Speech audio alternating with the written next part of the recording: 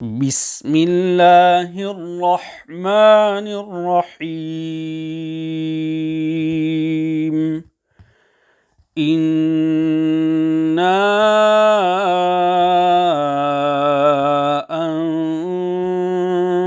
أنزلناه في ليلة القدر.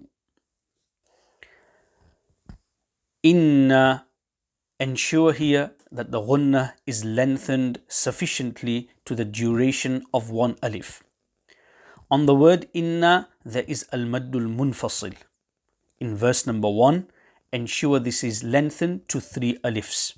Similarly, there is al-maddul munfasil in verse number 2 on the word wama. Again, care needs to be taken to ensure that the lengthening of al-maddul munfasil is carried out consistently to 3 alifs. في ليلة القدر. When making waqf on the word qadr, there will be qalqalah that will be carried out on the dal. The next letter, which is ra, and upon which waqf is being carried out, this will be joined to the qalqalah of the dal. So the correct recitation is في ليلة القدر, where the qalqalah of the letter dal joins with the ra. To recite in the following manner will be incorrect.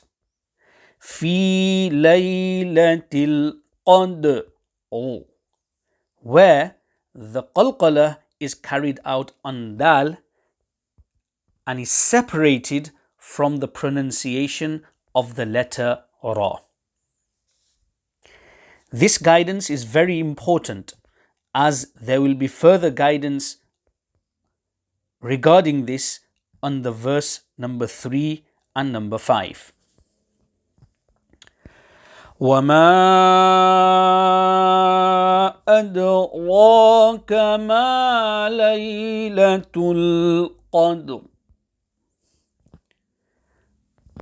When pronouncing the word adraka, especially the letter dal, care needs to be taken to ensure that the dal is not pronounced as per the English D. Hence, to say adraka will be incorrect. Laylatul Qadr, ensure there is no qalqalah on lam sakinah. And when making waqf on the word qadr, guidance given under verse number 1 must be implemented. Laylatul Qadri khayrun min alfi shahr. When making waqf on the word shahr, here shahr will be separated from the ra on which waqf is being done. So the correct pronunciation and recitation is shahr, with a clear separation between shahr and the ra upon which waqf is being done. To recite in the following manner would be incorrect.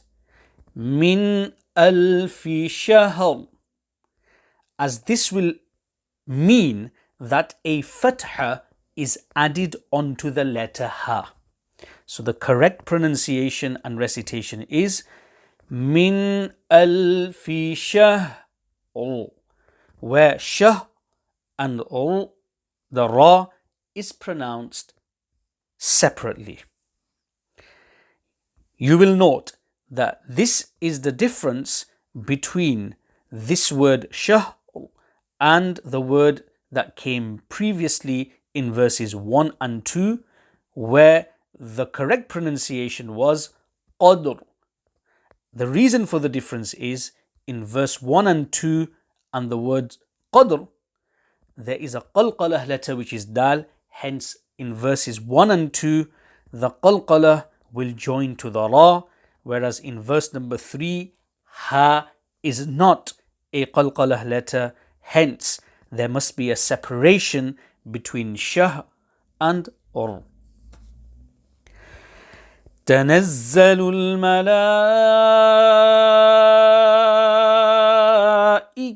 والروح فيها بإذن ربهم من كل أمر.